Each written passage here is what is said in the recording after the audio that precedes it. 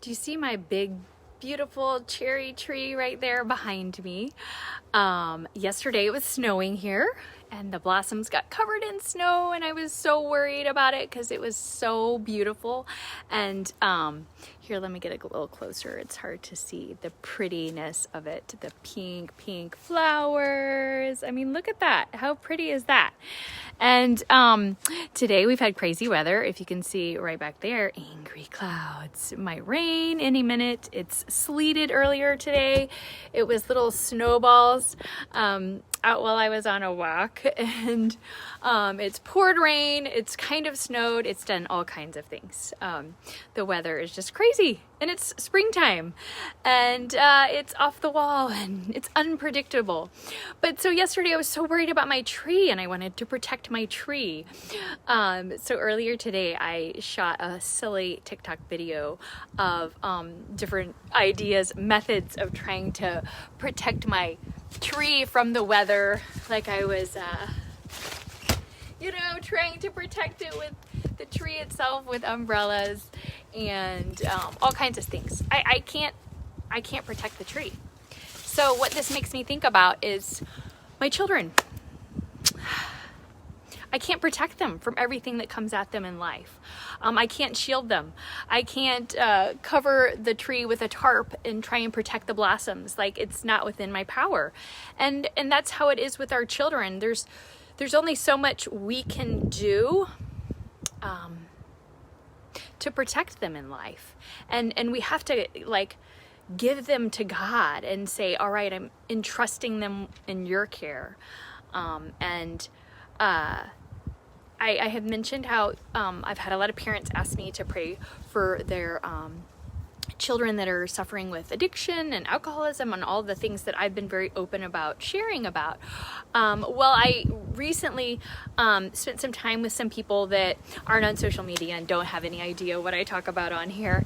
And so what was interesting is they were just sharing their story, and their kids were still kind of in it, and they didn't know where they were in life, and they didn't know where they were in their spiritual walk. And the mom was just sharing this total submission to God about it, right? Of just I don't know, and I don't get to know, and I just have to trust them to God. And I think this storm is totally rolling in. Do you see those angry clouds? It's probably gonna mess up my tree even further.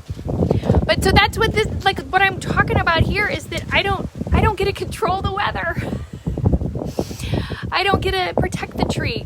I don't get to control what happens in life to my children. I can do my best, and I can pray, and I can trust God. But come what may, I have about as much control over my hair as I do what happens to them when they're outside of my care, or what happens in the world. The world's a crazy place right now, right?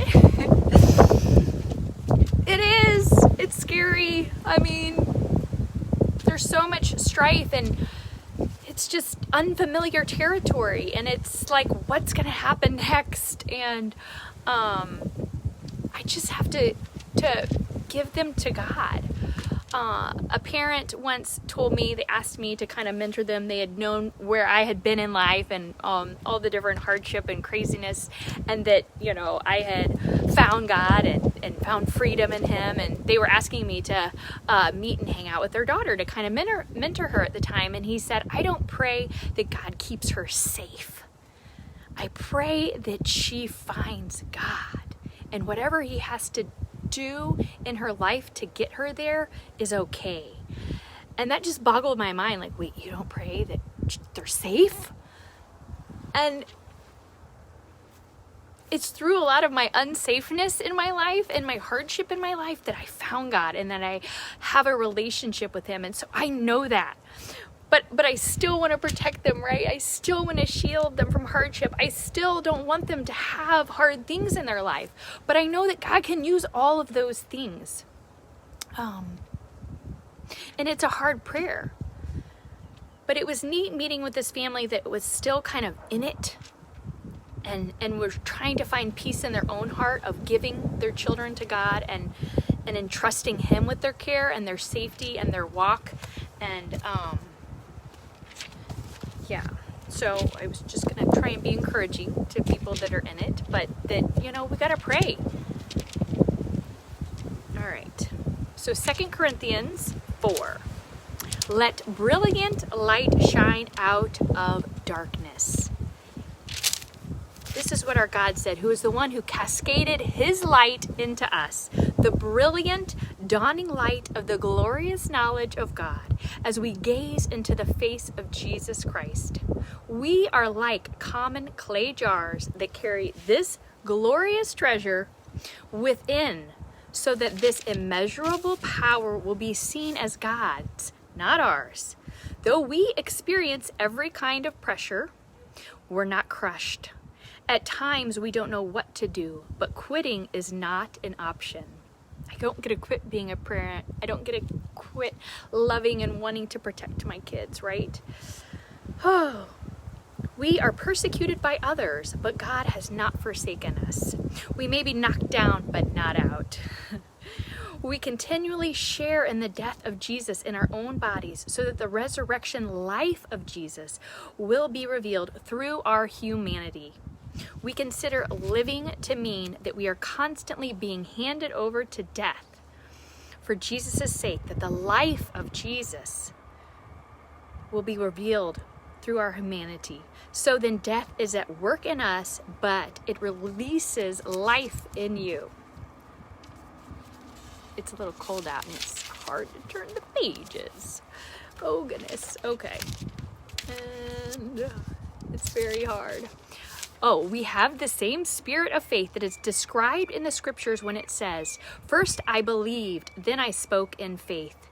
So we also first believe, then speak in faith. So I believe in faith that God has the ultimate good in store for my children. And no matter what happens or what storms or what unexpected things come our way, He's got them. And I can trust them to Him completely. Yes, all things work for your enrichment, so that more of God's marvelous grace will spread to more and more people, resulting in an even greater increase of praise to God, bringing Him even more glory.